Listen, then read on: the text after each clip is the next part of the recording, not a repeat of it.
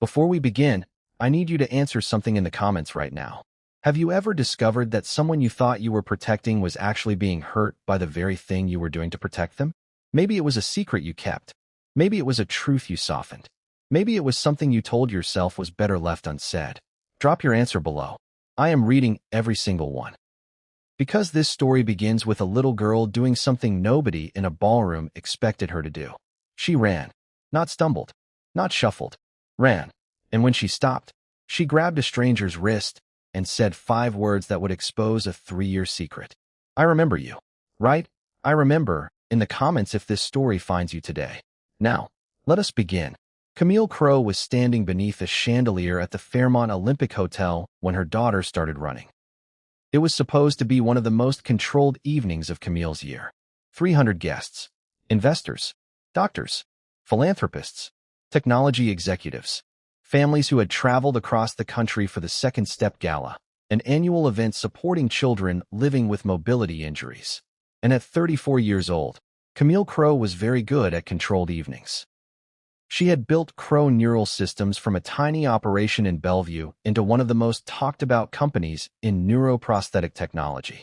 Her company designed systems that allowed people with severe mobility limitations to control advanced prosthetic devices through neural signals. She was wealthy, influential, extremely disciplined. The kind of woman who could walk into a boardroom where 6 men had spent 3 hours arguing and settle the entire disagreement with one sentence. People admired her because she rarely appeared uncertain. What they did not know was that Camille had built her entire life around one thing: control. Because 3 years earlier, control had failed her. Completely. Her 7-year-old daughter, Chloe, had been caught inside a house fire. Camille had been away when it happened. By the time she arrived, the roof had partially collapsed. The windows were black with smoke. Firefighters were everywhere. And somewhere inside that burning house was her daughter. Chloe survived, but the injuries she suffered left her unable to walk independently. For 3 years, Camille had watched her daughter go from hospital room to rehabilitation center to physical therapy. 3 years of specialists. 3 years of braces. 3 years of exercises. 3 years of carefully measured progress. And every doctor had used some version of the same word: incomplete. Some days Chloe could feel her legs. Some days she couldn't. Some days she could stand with support. Other days she needed her wheelchair. Camille had spent 3 years believing that if she could just find the right specialist, the right technology, the right treatment, the right amount of money, she could fix what had happened. She had built her company around the belief that impossible problems were simply problems nobody had solved yet. But that night, standing behind a podium in a charcoal suit, she was not talking about technology. She was talking about hope. Every child, Camille said into the microphone, deserves the chance to run again. The audience applauded. Camille smiled. She had rehearsed that sentence that morning. She had practiced the exact pause before the word again. She had imagined the applause. She had imagined Chloe watching from her wheelchair. What she had not imagined was Chloe standing up and running. Camille never finished the sentence, because somewhere below the stage, a wheelchair scraped sharply against marble. Chloe had pushed herself forward. Hard. Her chair struck the leg of a table. Several guests turned. Then Chloe stood. Not slowly. Not with the careful wobble her physical therapists had documented. She simply stood. 7 years old. Bare feet against cold marble. And then she ran. The ballroom went silent. People stopped talking. A waiter froze. The jazz trio stopped playing. Camille stared at her daughter as Chloe crossed the room. 10 feet. 15. 20. She ran toward the glass doors leading outside. Camille dropped the microphone. Chloe. But Chloe didn't stop. Outside, beneath the hotel lights, a dark Range Rover sat with its hood open. And beside it was a man nobody in that ballroom knew. His name was Warren Brooks. He was 38 years old. He owned a small auto repair shop in Ballard. He had grease beneath his fingernails, a faded blue flannel shirt, and one habit he had maintained for 3 years. He never wore short sleeves, not even in July. His 10-year-old son, Calvin, stood beside him holding a wrench. "Dad," Calvin had asked him earlier that evening, "how come you never wear short sleeves?" Warren had smiled. Some things are easier not to explain. He had pulled his sleeve down over his wrist. Again. He did not know that 30 seconds later a 7-year-old girl would grab that exact wrist in front of 300 people. Chloe reached him. Warren looked up. His first reaction was confusion. His second was recognition. Not of her face. Of the moment. The way she was looking at him. The way her hands were reaching for his wrist. His hand moved instinctively toward his sleeve. Too late. Chloe grabbed his wrist with both hands. And she stared directly at the faded scar underneath. I remember you. Warren stopped breathing. Camille reached the doors seconds later. Chloe, baby, come here. But Chloe refused to let go. She pointed at Warren's wrist. You got burned. Warren's face changed. You pushed the window open. Nobody spoke. You told me to run. Warren crouched slowly. Sweetheart, he said quietly. I think you have me confused with someone else. Chloe shook her head. No. She reached into the pocket of her dress and pulled out a tiny piece of fabric. Scorched. Faded. Checkered. She held it against Warren's sleeve. The pattern matched. The burn marks matched. The stitching matched. 300 people watched a little girl prove that the stranger standing in front of her was the anonymous man who had saved her life 3 years earlier.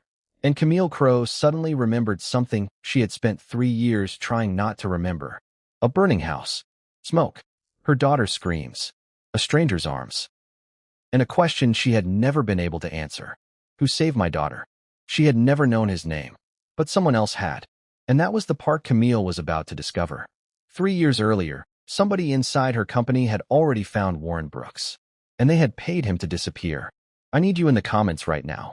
If you were Camille, would you want to know who saved your child? Or would you accept that sometimes a person can save your life and simply walk away? Tell me what you would do. Because the answer is going to matter. Camille remembered the fire. She remembered arriving at the scene.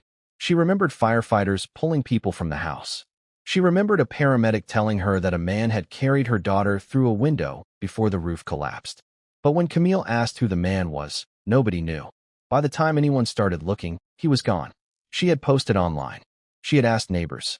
She had asked the fire department. She had hired people to investigate. Nothing. Eventually, the story became part of the mythology surrounding Chloe's survival. The anonymous hero. The stranger who had disappeared. Camille had assumed he had simply wanted no recognition.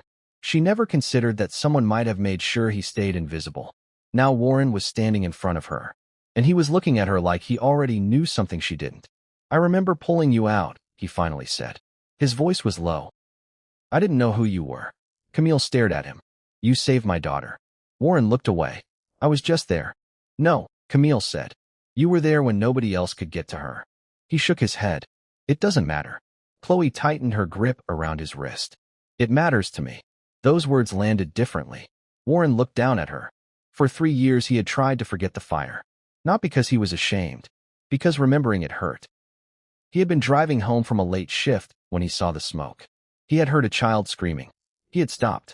He had gone inside. He had broken through a window. He had burned his wrist and shoulder. He had found Chloe. He had pushed her through the opening. Run toward the neighbors, he had told her. Then the roof came down. Warren remembered almost nothing after that. He woke 2 days later in Harborview Medical Center. Bandages wrapped around his arm. His wife was already dead. His son was 10 years old. And 2 men in suits were standing beside his hospital bed. They told him they represented the Crowe family. They did not tell him Camille's first name. They did not tell him about the little girl he had rescued. They told him there had been an unfortunate incident. They told him the family wanted to compensate him. And then they told him something else. If the story became public, people would ask questions. About his home. About his finances. About his son. About his ability to provide a stable environment for a child. Warren had been exhausted. Grieving. In pain. He had no lawyer. He had no powerful family. He had one son. So he signed. And disappeared. For 3 years. He took the money. He never contacted Camille. He never told anyone what he had done. And he never told Calvin the entire story. Until that night. The gala video went online before midnight. 30 seconds. A paralyzed girl running toward a mechanic. A stranger. A scar. A mysterious connection. The caption read, Paralyzed girl suddenly runs to mechanic at charity gala. Who is he? Within minutes, the video was everywhere. Camille's phone began ringing. Her communications director. Her general counsel. Board members. Investors. Everyone wanted the same thing. Contain it. Camille looked at Warren across the lobby, and for the first time, she wondered whether the man who had saved her daughter had been paid to disappear by people working for her. She asked him to talk privately. Warren refused. I don't need anything from you. Camille stared at him. Did you ever ask for money? No. Then why did you disappear? Warren's eyes hardened. Because I was told to. Camille felt something cold move through her. By whom? Warren didn't answer. He took Calvin's hand. I think you should ask your people. Then he left. That sentence followed Camille all the way home. Your people. Not you. Your people. That night, Chloe did something her mother did not know about. She left her room. She found the family's driver, and she asked him to take her to Brooks Auto. Because Chloe had already decided something. She needed the truth. The garage was still open when they arrived. Warren was inside, working beneath an old Honda. He looked up, and there she was, still wearing her party dress. Chloe, you left a comment under Mom's post. Warren froze. She stepped closer. The account was called Just a Mechanic. Silence. That was you. Warren sat down. For 3 years, he had managed to remain invisible. 30 seconds at a gala had destroyed it. Now a 7-year-old was standing in his garage asking the question he had spent 3 years avoiding. Why didn't you tell my mom? Warren looked at her. Because I didn't think I was supposed to. Why? He didn't answer. Chloe noticed something on the workbench. A small rusted metal box. What is that? Warren's face changed. Nothing. Chloe looked at him. You're doing the same thing Mom does. What? Calling something nothing when it isn't. Warren almost smiled. Almost. Then footsteps came from the doorway. Calvin. He had followed Chloe. Dad. Warren turned. Calvin was holding a small flashlight. You forgot this in the truck. Then he looked at Chloe. She's the girl from the hotel. Warren nodded. Calvin looked at his father. Is she the kid from the fire? The room became completely still. Chloe looked at Warren. You told him? Warren swallowed. Not everything. Calvin frowned. You told me there was a kid. He looked at Chloe. That's you. Chloe nodded. Calvin looked at his father. Then why did you say you weren't allowed to talk about it? Warren closed his eyes. Because there are moments when a secret stops being something you carry and becomes something that carries you. He walked to the corner of the garage, kneeled, and lifted a loose floorboard. Underneath was the rusted metal box. Chloe stepped closer. Warren opened it. Inside was a child's charm bracelet, blackened on one side, warped, burned. Chloe stared at it. Then she touched her own wrist. I had that. Warren nodded. You were wearing it. Everyone went quiet. Warren pulled out a folded piece of paper. He had written it 3 years earlier from his hospital bed. The words were simple. If you're still out there, live a good life. Don't go looking for a stranger. Chloe's eyes filled with tears. You were looking for me. Warren shook his head. I wanted to. Then why didn't you? Before Warren could answer, Chloe reached into her coat. She had brought something else. A printed document. A scanned copy from her mother's laptop. The title read, Relocation and Confidentiality Assistance. Warren saw his signature. His face went pale. Where did you get that? Mom's computer. Warren stared at the paper. Then he looked at Chloe. You shouldn't have that. I know. She looked toward the door. But my mom needs to see it. And then the garage door opened. Camille walked in, still wearing her gala clothes, still wearing her heels, still looking like a woman who had spent her entire life controlling rooms. Except now she was standing in a mechanic's garage at nearly 1 in the morning. And she had heard everything. I never knew your name. Warren turned toward her. Camille's voice broke. I searched for you. Warren said nothing. I posted about you. I know. She looked stunned. You knew? I saw the post. Then why didn't you answer? Warren looked down. Because your people had already found me. Camille stared at him. What people? The men who came to my hospital room. She shook her head. I didn't send anyone. Warren's expression hardened. You didn't have to. The words hurt more than if he had shouted them. Because Camille understood what he meant. She had built a machine, a legal department, a crisis management team, people whose job was to protect Crow neural systems, people whose job was to make problems disappear. 3 years earlier, she had been grieving and terrified. She had told them one thing. Handle it. She had never asked what handling it meant. She had never asked who they contacted. She had never asked whether anyone was threatened. She had simply trusted them. And now she was looking at the consequence of that trust. I thought I was protecting my daughter, Camille whispered. Warren nodded. I thought I was protecting my son. Neither of them spoke. Then Camille's phone rang. She looked at the screen. Her board chairman. She answered. The chairman didn't ask where she was. He already knew. The video is becoming a problem, he said. Camille looked at Warren. What kind of problem? The kind that can destabilize the company. She listened. He told her investors were concerned. A major funding partner was asking questions. Someone had discovered the old settlement. Someone had contacted Child Protective Services. Camille's face changed. Why? Because Warren received money and never disclosed it. Warren's attorney called him at almost the same moment. Someone had filed a complaint questioning his financial stability and the safety of his home. Warren went pale. His greatest fear had returned. Not losing his business. Losing Calvin. For 3 years he had stayed silent because he believed silence would protect his son. Now the same silence was being used against him. He looked at Calvin, and Calvin saw it. He saw the fear in his father's face. He had never seen his father look that afraid. Chloe saw it too. She looked at her mother, then at Warren, then at Calvin, and something inside the little girl finally broke. I wish I had died in the fire. Everyone stopped. Camille dropped her phone. Chloe, I wish I had. No. I do. Her voice cracked. If I didn't survive, nobody would be scared. Camille dropped to her knees. No, baby. I made everybody's life bad. You didn't make anything bad. But everybody keeps getting hurt because of me. Warren stood frozen. Calvin walked toward Chloe. He took her hand. You didn't do anything.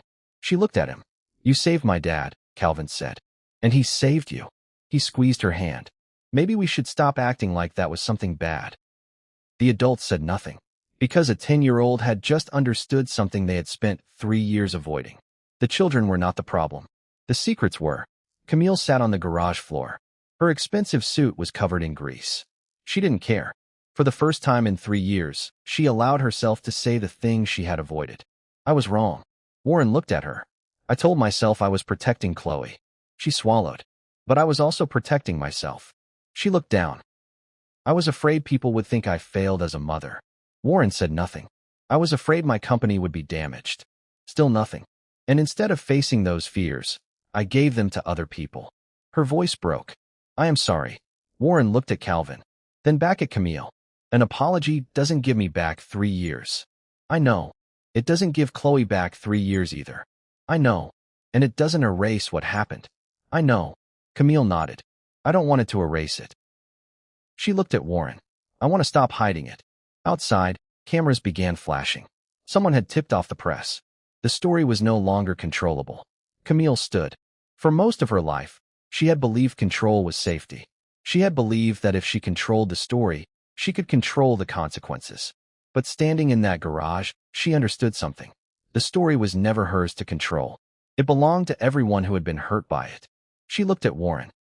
I'm not going to contain this. Warren stared at her. What are you going to do? Tell the truth. He studied her face. You understand what that could cost you? Yes. Your company? Yes. Your board? Yes. Your reputation? Camille took a breath. I've spent 10 years building all of that. She looked at Chloe. And 3 years forgetting what it was supposed to be for. Silence. Then Calvin walked toward his father. Dad. Warren looked down.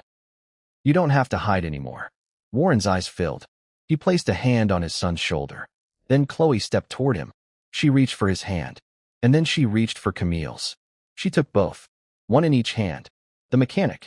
The billionaire. The two people who had spent 3 years protecting their children in completely different ways. And the little girl they had both been trying to protect stood between them. The garage door opened. Flashbulbs exploded outside. Reporters shouted questions. Camille, is Warren Brooks the man who saved your daughter? Did your company pay him to disappear? Was the confidentiality agreement legitimate? Is there a custody investigation? Camille looked at Warren. Warren looked at Chloe. Chloe looked at the cameras. Then she stepped forward. She was still wearing the same rumpled dress from the gala. Her hair was messy. Her eyes were red. But she stood straight. Without a wheelchair. Without anyone holding her. And she said, "This is Warren Brooks." The reporters went quiet. He saved me. She looked back at her mother. And nobody has to be scared anymore. A reporter asked, "Did your mother know him?" Chloe shook her head. No. She looked at Warren. But she should have. That sentence became the headline. Not the billionaire. Not the company. Not the money. Not the contract. A 7-year-old girl who had spent 3 years being told she might never walk normally again was standing in front of cameras holding the hand of the man who had carried her from a fire. And she was the one who finally ended the silence. The next morning, Camille held a press conference. She could have hired a communications team. She could have prepared talking points. She could have issued a statement. She did none of those things. She stood in front of the cameras and said, "3 years ago, a man saved my daughter's life." She paused. "His name is Warren Brooks." The room was silent. "For 3 years, I believed he was anonymous." She looked directly into the cameras. "He wasn't." She explained the contract, the payment, the people who had approached Warren. And then she said something that shocked everyone. "I told my team to protect my family." She took a breath. "I never told them to threaten anyone. But I am responsible for the culture that allowed them to believe that protecting me meant controlling the truth." That sentence changed everything. The board tried to distance itself. Investors demanded explanations. The company launched an independent investigation. The legal department that had handled the original agreement was suspended pending review. And Warren? He did not become an overnight celebrity. He did not suddenly want millions. He wanted something much simpler. His son, his garage, and the right to tell the truth about what happened. The custody inquiry was closed within a week. There was no evidence that Warren was an unsafe parent. The complaint had been based almost entirely on the circumstances surrounding the old settlement. Brooks' auto stayed open, and something unexpected happened. People started bringing their cars to Warren's shop from across the city, not because he was famous, because they trusted him. 3 months later, the Second Step Gala returned to the Fairmont Olympic. The same ballroom, the same chandeliers, the same white tables. But Camille was not the same woman. She stood at the podium. Warren sat near the front. Calvin sat beside him. Chloe sat between them. When Camille looked at Warren, she didn't see an anonymous hero anymore. She saw a father, a man who had been afraid, a man who had made mistakes, a man who had saved her daughter and then spent 3 years believing that disappearing was the safest way to protect his son. Camille looked at the audience. "The man who saved my daughter was never anonymous." She paused. "His name is Warren Brooks." The room applauded. Warren looked uncomfortable. Calvin smiled. Chloe reached for his hand. And this time Warren didn't pull his sleeve down. The scar on his wrist was visible beneath the stage lights. He had spent 3 years hiding it. Now he didn't. Chloe stood beside him. She had started walking more confidently. She was learning to run again. Not because the fire had magically disappeared. Not because the past had been erased. Because she had stopped believing she needed to carry it alone. Warren had started teaching her basic engine repair. Every Saturday, she went to Brooks Auto. She learned how to hold a wrench, how to change a tire, how to listen to an engine. Calvin had started visiting Crow Neural Systems on weekends. He loved the robotics lab. He asked questions about prosthetic technology. Camille watched him one afternoon and laughed. "You're going to cost me a fortune in equipment." Calvin smiled. "I'm just learning." And Camille said, "So am I." The two families did not become perfect. They didn't suddenly forget 3 years of pain. Warren didn't immediately trust Camille. Camille didn't stop feeling guilty overnight. There were difficult conversations. There were lawyers. There were investigations. There were days when Warren was angry. There were days when Camille wished she could go back and change everything. But they stopped hiding. And sometimes that is the beginning of healing. Not forgiveness. Not perfection. Truth. Because silence can look like protection.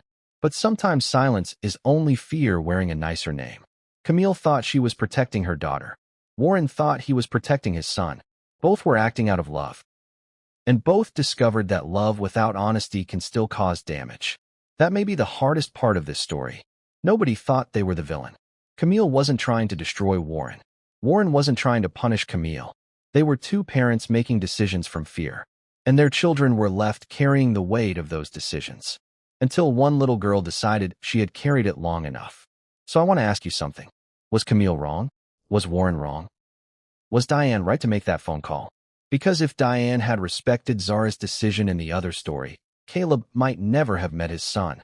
And if Warren had stayed silent forever, Chloe might never have known the man who saved her. Sometimes one person has to break the silence.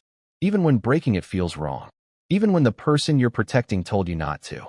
Even when you don't know what will happen next. Because sometimes the truth doesn't arrive gently. Sometimes it arrives at 2 in the morning. Sometimes it arrives through a phone call.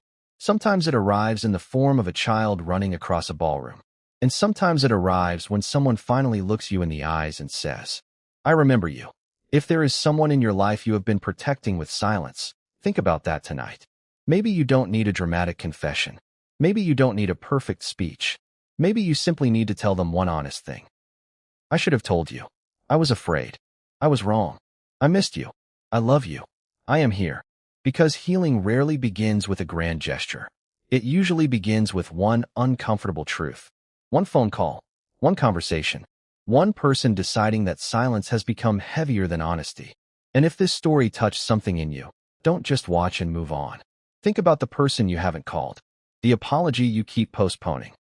The truth you've convinced yourself can wait. Then ask yourself one question. How much longer do you want the silence to make the decision for you? Because 3 years can pass very quickly. And sometimes the people we are trying hardest to protect are the people who need us to simply tell them the truth. If you believe Warren deserved to be known for what he did, write "he deserved the truth" in the comments. And if you believe Camille's biggest mistake wasn't the contract, but trusting a system she never questioned, write "control is not protection." I want to know which one you believe. Because sometimes the most important part of a story isn't what happened. It's what we would have done if we were standing there. At the hospital. At the fire. In the garage. Or beneath those ballroom lights.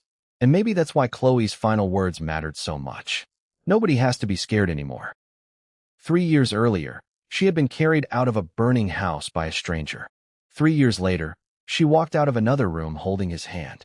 The first time, Warren carried her toward safety. The second time, she helped carry him toward the truth. And perhaps that is what family really is. Not people who never hurt each other.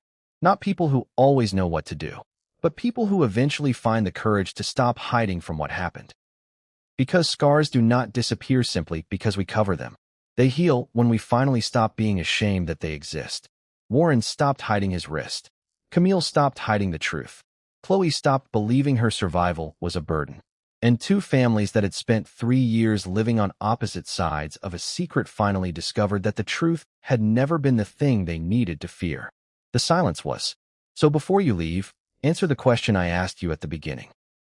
Have you ever protected someone with silence and later realized they needed the truth instead?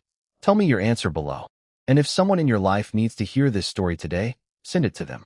Sometimes the right story reaches the right person at exactly the right time. And sometimes all it takes to change a life is one person deciding to finally say,